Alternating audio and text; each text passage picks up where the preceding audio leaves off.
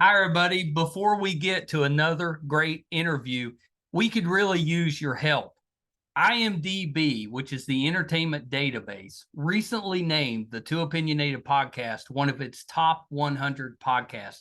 This is a monumental feat for this program. You know, we're a father and son team out of a small town in West Virginia, have been doing this for about 5 years. There's 15 million podcasts out there.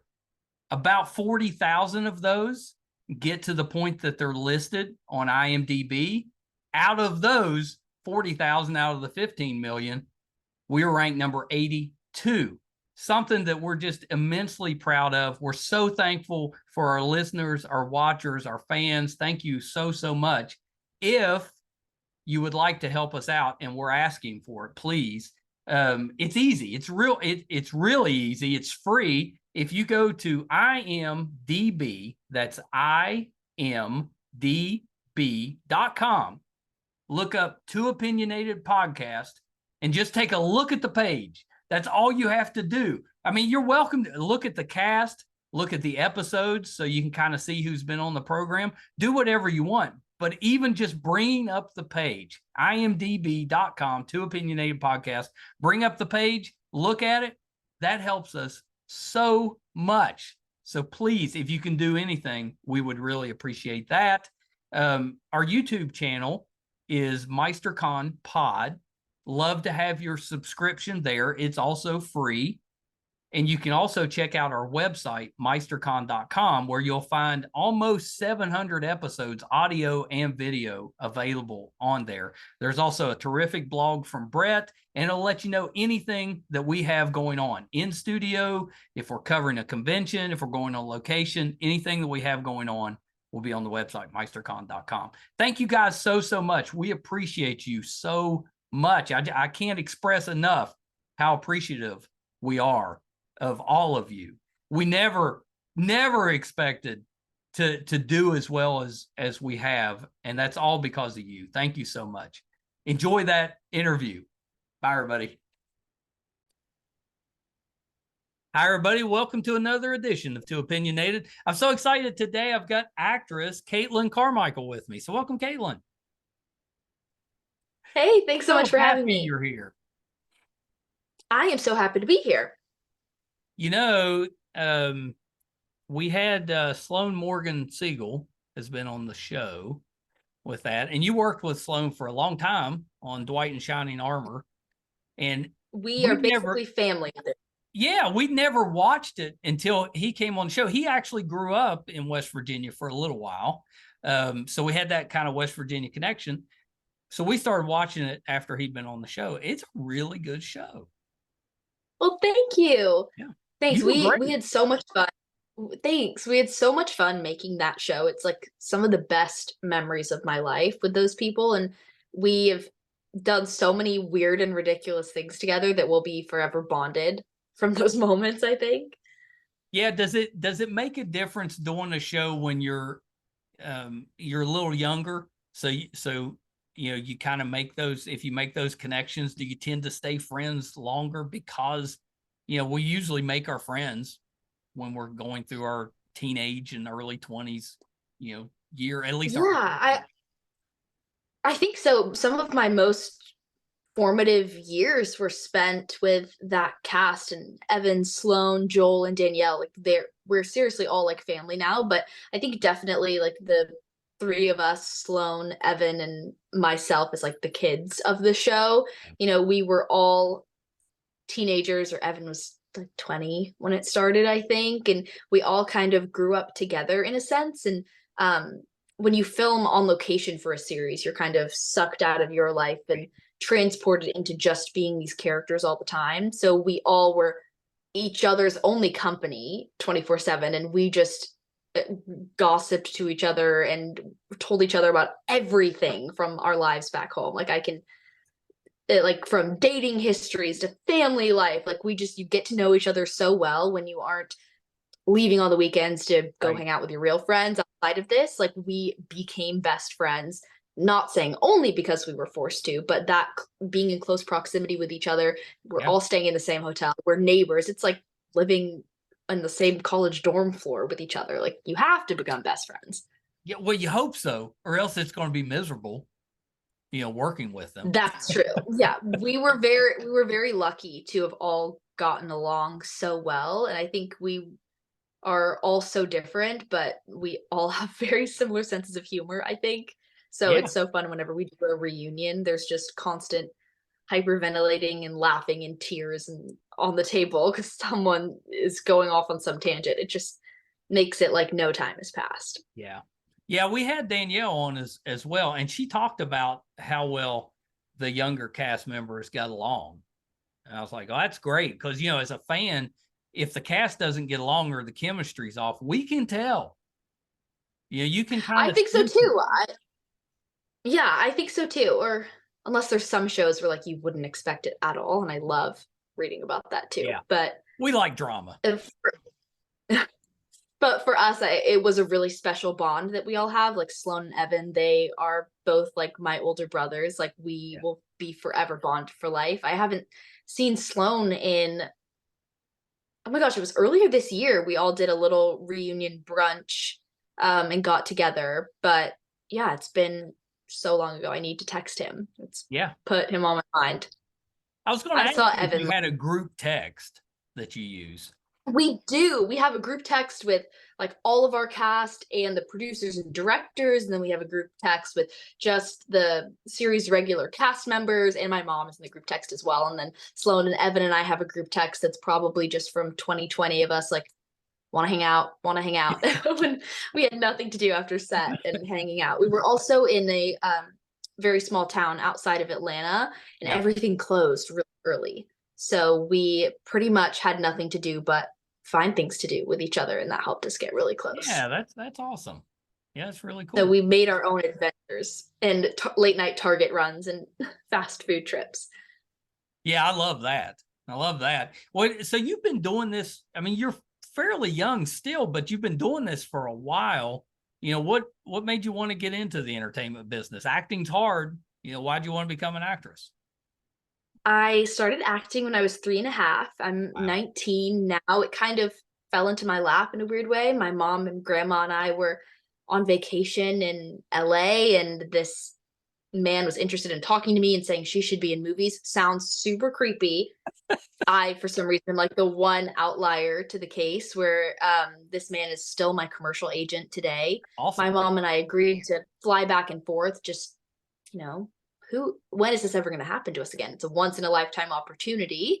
And I booked my very first audition and just fell in love with it and didn't want to stop. And my mom was so gracious to let me continue doing what I loved, but she also helped me be a real kid at the same time and stay involved with friends who were just normal public school kids. I played sports, not very well growing up, but had a lot of socializing outside of that. But this was always like my world in my heart, and I knew that I loved this from a very young age. It's super lucky to find an industry that you love and are super passionate about so early. So the fact that I was able to capitalize on that is just really, really cool. I mean, it really is lucky because all of us have those careers that we want to do at a young age.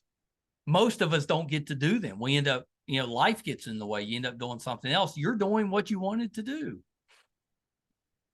Yeah, I feel very fortunate to say that and to be able to have not only found that thing, but to be able to grow that craft from so young is definitely a blessing. That's pretty good. What would you be doing if you weren't acting? What would I don't even know who I would be. I was originally born in Georgia, as you mentioned, and my mom and I moved out to LA when I was 3. And that is where my friends are. That's my home. I grew up a Cali girl surfing. I go to UCLA now. So it's just like, I truly cannot imagine what I would be doing, but it's kind of fun. The fun thing about acting is I have the potential to explore lots of different sides of myself. So playing different career paths and that sort of thing, to get to see what it's like to walk in other shoes, or what my life could have been like in a way. Yeah, that's true. You can put all these hats on. You can do whatever you want. Absolutely. Absolutely, and it develops a real sense of empathy towards other people when you it's like the saying, take a walk in someone else's shoes, but when you really try to embody someone's life other than your own, or especially one that's drastically different from yours, from a different culture, background, or different experiences or circumstances, it's really cool to think about, and it definitely makes you a more well-rounded person, I think. Yeah. Yeah, for sure. For sure. I mean, to give you an idea just how long you've been acting, I mean, I remember you popping up on True Blood. And you were pretty young then. That was, yeah, that was for, I think I was 5, Yeah, I you were think. little. I mean, it's kind of crazy that it's been that long since that show was on. At the time, it was such a monster. Just that was the show everybody was talking about. I need to go back and rewatch that episode. I don't think I've ever seen it still. Well, I you're was pretty young in definitely, that show, yeah, vampires. yes. Yeah, you should go back and watch it. Have you ever watched the entire show? No, I haven't. There's actually a lot of things I worked on when I was little that I've never seen, just because I was way too young to be watching it. So shout out to my mom for just letting me see my scenes and Oh, not your understanding mom, any of she the had this jokes. locked down. She had it under control. Yes, I'm very fortunate. I didn't know what any of the jokes meant on some of these shows, or was protected from the gore and the violence. So, yeah. My son that does the podcast with me, Brett, he's a big iCarly fan. He said you made an appearance on that. I did. For some reason, every time when I come to see my family in Georgia over the holidays, that episode is on reruns like crazy. And I feel so cool because my little cousins are now watching it, and then they get to see me, and it makes me feel awesome. But again, I was super little when that aired. Yeah. But I that mean, it's was kind of one of the neat few though. things that I did. Yeah, it absolutely. That one of the Oh, You're I was going to hello? say, you're still There here. you go. There we go. Okay, all of a sudden I just couldn't see you or anything. Sorry about that. No, Wait. that's okay. Yeah. Okay, there you go. No, it just went completely black. That's Um, but the beauty of Zoom is that it allows us to talk, but there's some glitches, but people understand that. yes. What was I saying? Oh, that was one of the few shows that I worked on when I was younger that my friends were actually able to see and not just their parents could Right. watch. So felt pretty cool. Yeah. Yeah, that's pretty great. And the last one I wanted to mention was Suburgatory. That was a show that we really liked as a family. We watched it, with the kids, and you showed up on there. I actually met one of my closest friends to this day on Suburgatory. Her name is Kyla Drew Simmons. We've been like best friends and both actresses ever since. So it's crazy how just that path is unfolded, and people you You know, work with, like, that's it. You don't think about that, but if you're a child actor and you're meeting other kids on set, yeah, you're probably going to make some friends.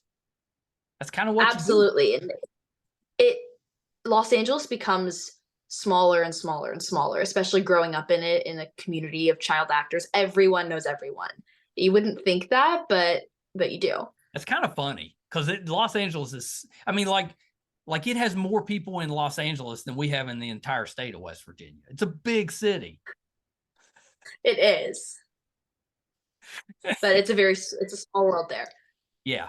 Yeah. Oh, I guess I should have mentioned 300. You did have a role on that too. Yes. And you're pretty young in that one too. Maybe a little older, but still pretty young. Little older, but still young. Yeah. Yeah. Yeah. So the new movie is Roadkill. So tell us about this one because it sounds awesome. What's the movie about? What's your role in it? Ooh, I haven't been asked what's the movie about yet. And it's a movie filled with so many twists and turns. I don't want to give anything away. So I'll just say my character is the driver. That's the only name she's addressed with throughout the whole movie. And Love that. it's the early 1980s, hot summer, and she is driving on the open road to an unknown destination when she picks up a hitchhiker in her car.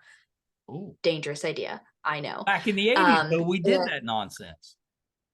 Right? And from there unfolds a story of vengeance, violence, and retaliation that sparks up the past trauma and complex backstories of both of these characters. And you're constantly left wondering who is the true villain of this film. Oh, I love that. We like twisty things. That's awesome. I do too. I do too. Yeah. Did you get to like dress in the style of the 80s?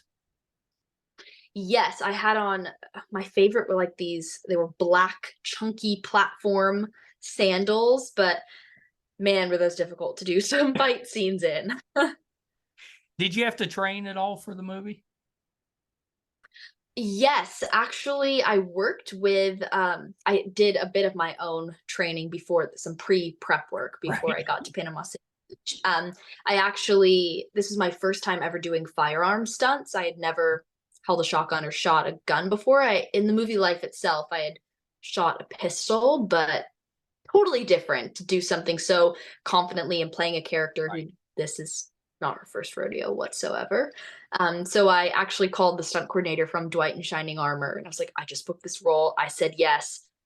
Please, can you teach me of how to be safe with these type of weapons? What do I need to know so that I can personally feel comfortable enough to look and be confident on screen and be able to wield something impulsively and be confident and like a renegade.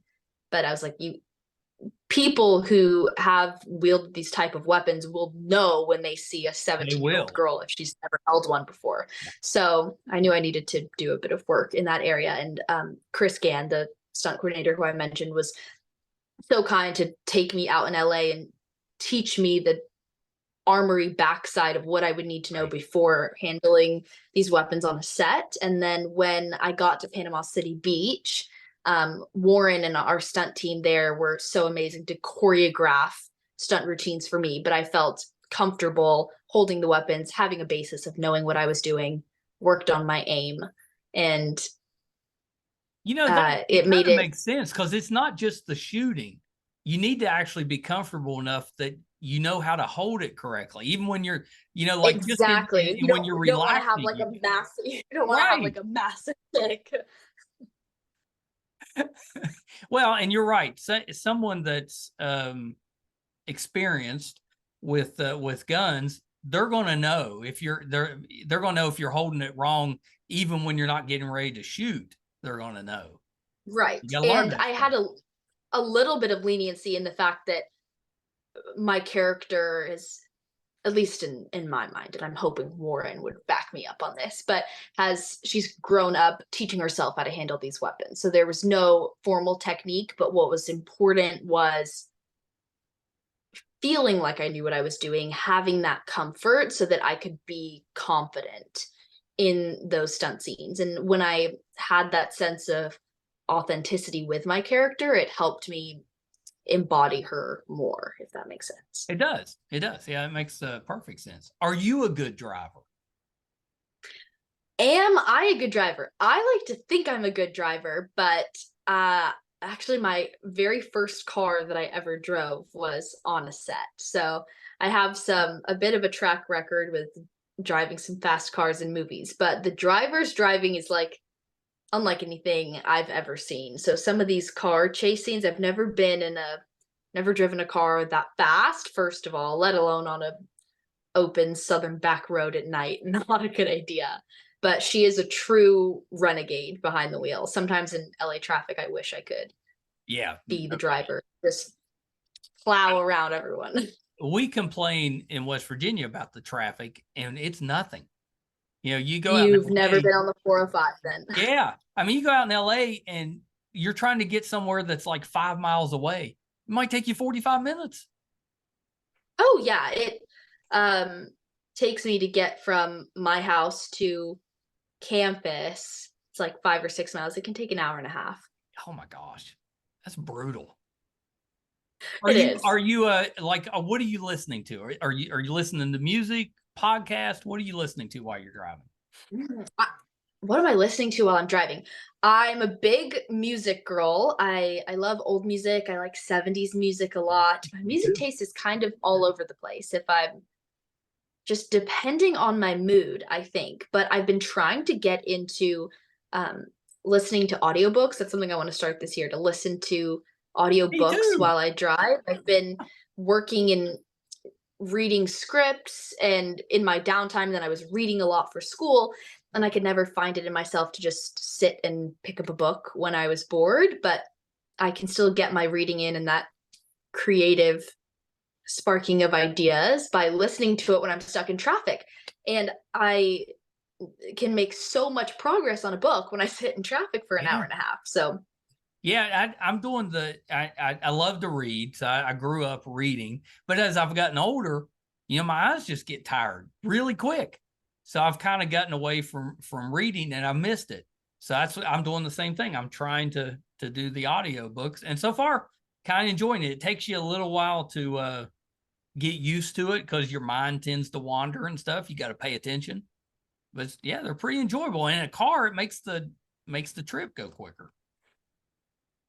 absolutely, that's my New Year's resolution, to start it more. You've affirmed my decision. Oh yeah, you've made a good choice. My wife is the one that got me to. Well, she did. My son Brett does the podcast with me. He's a librarian during the day, so he set us up to use the library's app to do that. But then I never did it. My wife did. She loved it. She got me to do it.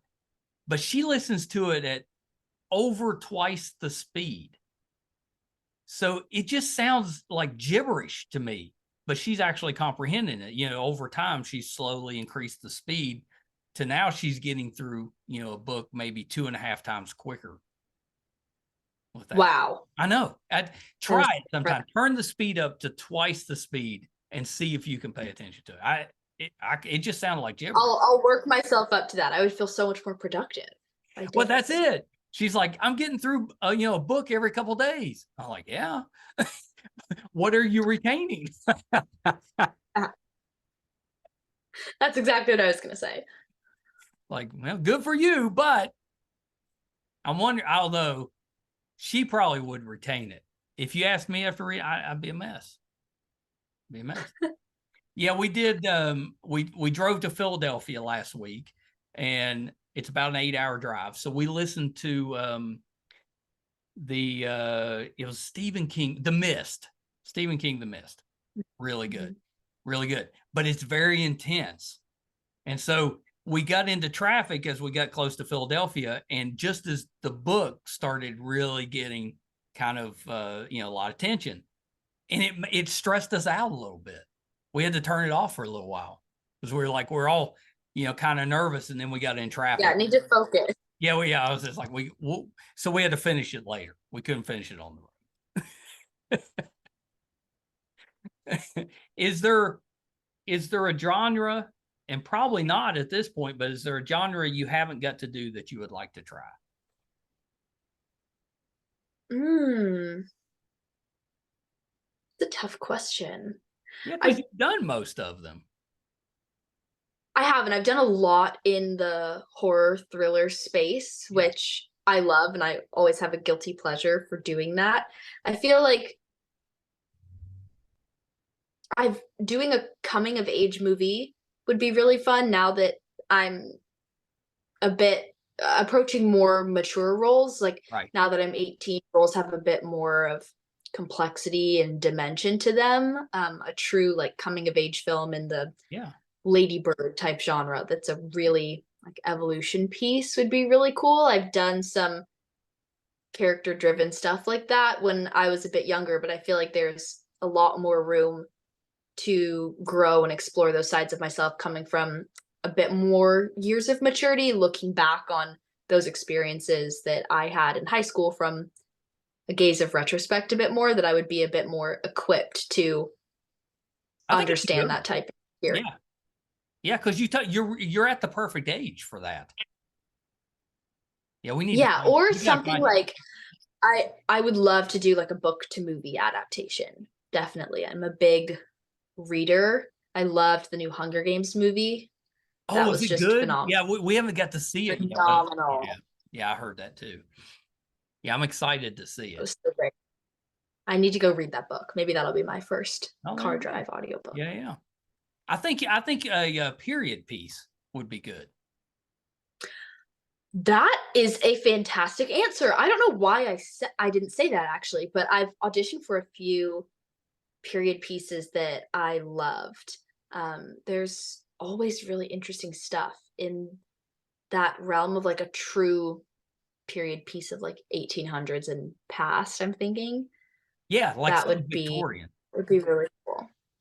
Yeah, I think you'd be really Yeah, good. Go ahead. I guess I would consider Dwight in Shining Armor. That was like a bit of a period piece for It was. me because I learned so much about medieval times and mythology, but it was truly a modern series. But something in like a period piece like Victorian, totally, that's a great suggestion.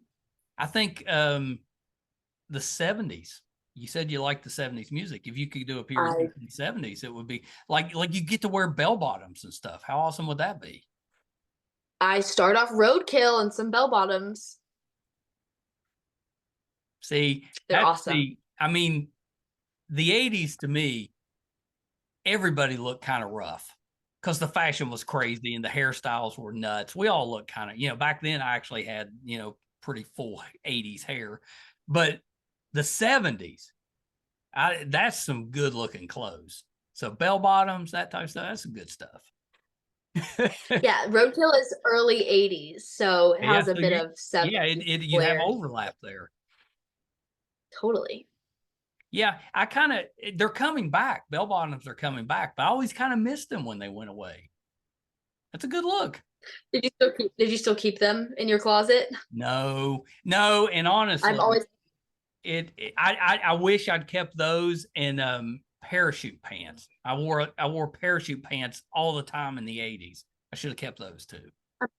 always asking my mom, like, why didn't you save more things for me of your Yeah, at vintage least for clothes? Halloween you could dress up. Right? Yeah. Your mom's done pretty good on the parenting front, but okay, she dropped the ball on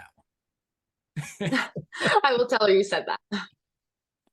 that one. She'll be like, "What's this? Who's this guy?" So is it more enjoyable for you to work on a TV show where you're a regular, or to kind of be a headliner in a movie? Which do you prefer? Totally different worlds. And I don't know Yeah. if I really have a preference. Dwight in Shining Armor was my first experience leading a series. Mm-hmm. And that was great to really get to grow a character in such depth and build a world over such a long duration of time. And you become so close with people. Like I cannot even begin. One, we were so tired, but it was not just that. Like the amount of tears that were shed on the end of our last day of filming on that night shoot, just that last scene, all of us were crying. So It was an that was emotional very thing to sad. watch. Just as a Yeah, fan, it was hard to watch. all of us were shedding some tears in that one. But in a feature, it's a bit more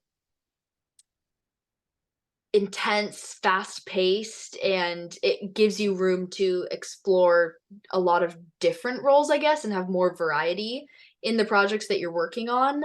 It's just a totally different world, I think. And I've been really fortunate to have great experiences in both. So I don't know if I can really Yeah. choose. Have you done theater in the past? I have not. I think I did a play once, but I've never done like musical theater. Yeah. Can you sing? I can sing. I don't know if I can sing to the level of aspiring Broadway stars, like some of the people I see on TikTok or have the most insane voices ever. But Yeah, that TikTok so I is loaded with talented people. Like you see them on there, and you're just like, where have they been hiding? right. Yeah, it's pretty great. So when is Roadkill coming out? Where can we watch it? Roadkill is coming out on January 5th. It's having a limited theatrical release and will be available on streaming. Oh, that's awesome. Did you get to do a red carpet premiere, or will you? There is one in the works. So we're in Christmas mode right now, but a lot of exciting things coming up for it in January. So I'm pumped. Yeah, that's exciting. I mean, that's the best part Thank about doing a movie is you got to do the premiere. Right? I love an excuse to get dressed up. Yeah. Everybody does. You know, everybody loves to dress up a little. Well, I take that back. Maybe when you're younger, you might not want to dress up as much. True. Yeah, maybe. Well, Caitlin, thank you so much. This has been terrific. I was so excited to talk with you. I remember, it's been a couple years now since I talked with Sloan, and he raved about you back then. I was like, I made a little note. I was like, I got to get her on the show sometime. So I'm so glad we finally got to do it. Same here, and that's so sweet of Sloan. I'm gonna have to text him. He's the best. Yeah, tell him I said hello. He's terrific. Had the best time with him. And I'm not just partial because he spent a little time in West Virginia, but it didn't hurt. I'll tell him. So a couple little things before I let you go. Anything else you're working on that we can keep an eye out for? Yes, I have another movie that's coming out next year, I believe in the spring, but don't say I told you. It's called Skill House. It's with 50 Cent, Leah Pipes, and Bryce Hall. So we have some That's a people good from cast. Right? Some people all over the industry and other incredible actors and very well respected actors who were in this cast. It's another slasher movie. It's actually based on a group of social media influencers are the prey this time. So there's gore like you have never seen before in a movie. I am not sure how I'm going to wrap my head around that. When I'm watching it on the big screen, one of our camera operators actually passed out due to the amount of blood in the scene and fell and shattered the lens. So if it's proven to rock him, then I'm a bit scared for our audiences. That so Skill will House attract fans. They should put that out there that happened. They'll be like, I think it is. Someone talked about it and it started gaining some attention, but I think most people thought it was fake, but we did have to replace that camera lens. So our producer was like, our budget is saying that was not fake. That did come out of the budget. That's real, yeah. Did you get to work with 50 Cent at all? I did. He produced the film and is in it. So he spent some time with us on set and he is just awesome. We, despite all of the very, very gory and violent scenes, we all as a cast and crew had a blast making it. It was a little too fun for how sinister the movie is.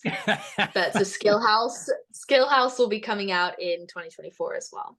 Yeah, that's awesome. So you've got a winter movie and a spring movie. That's pretty good.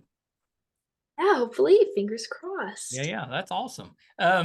Last thing before I let you go is where can we find you on social media? Yes, my Instagram is at Caitlin Carmichael. Oh, very good. No TikTok? Right. Oh, my TikTok, it's my old Instagram username. It's really Caitlin XOX. Not changing it. It's been my username since I was 8, so can't get rid of it on TikTok. No, you got to keep that. You got to keep that. That's nostalgic. Yes, I agree. Yeah. Well, Caitlin, thank you so much. Open invitation. Thank you so much, Michael. Come back. This has been great. Thank you. You're so welcome. This has been so awesome. Thank you. Oh, thank you for having me. You're so welcome. Hold on one second. Well, I just had the best time. Caitlin Carmichael, such a talented actress. I know you've seen her in a lot of things. She's been doing this for like 14, 15 years, but she's still just getting started and she's so talented. I can't wait to see Roadkill.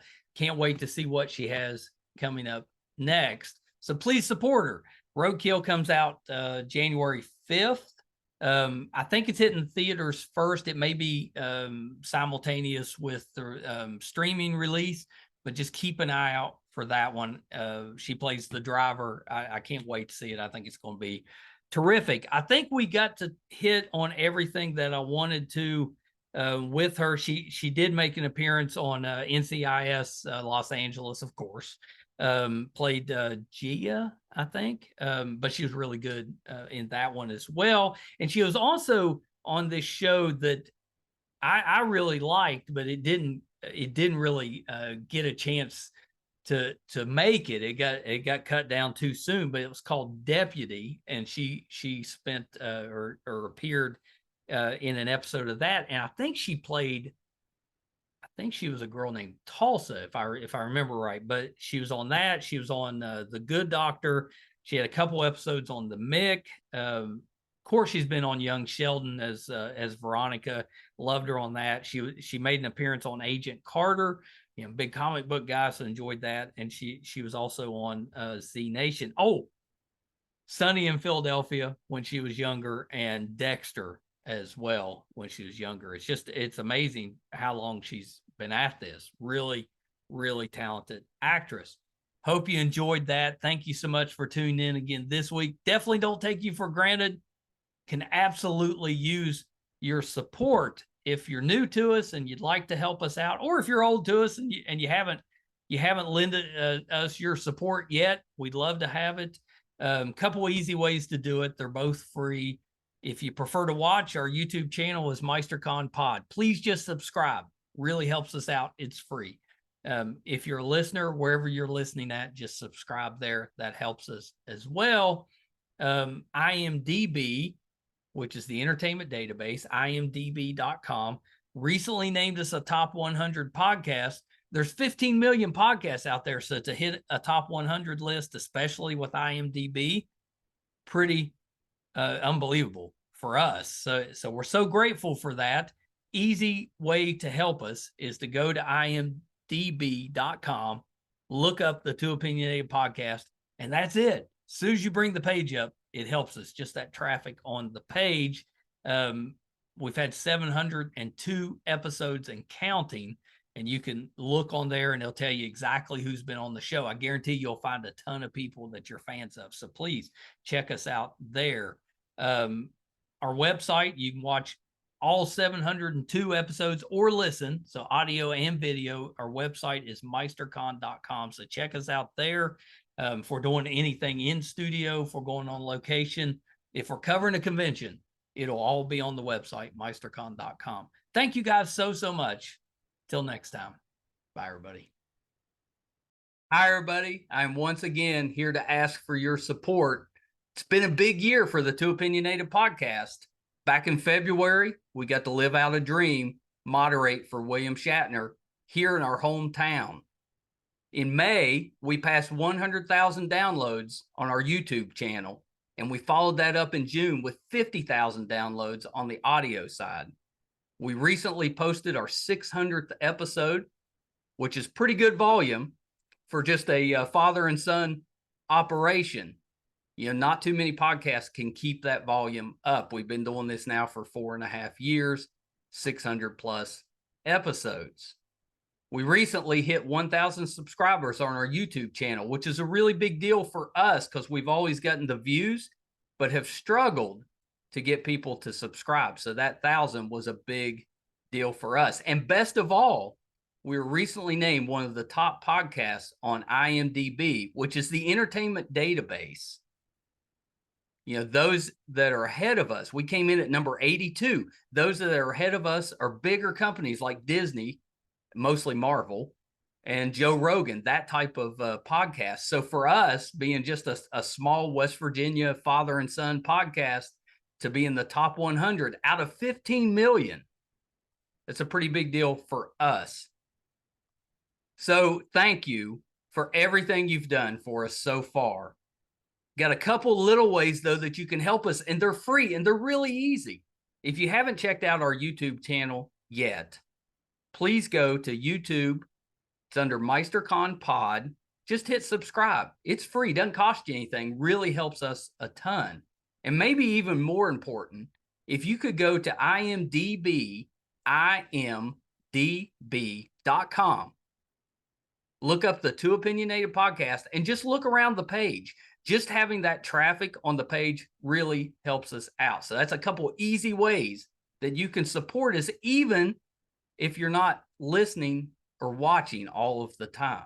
And we want you to listen and watch, because I think that our guest list, I would put up against anybody, any other show, podcast, anybody out there. I think our guest list holds up. So please check us out. You probably will find somebody that you like, or maybe somebody that you didn't know you liked, but kind of discovered them on there. There's tons of that. If you're into music, we have that too. If you like books, we've got authors on there. If you're more into what goes on behind the scenes in the entertainment world, we've got producers, directors, video artists, anything you can think of that happens behind the scenes, we've had them on the show. So definitely check us out. Thank you guys so much. Until next time. Bye, everybody.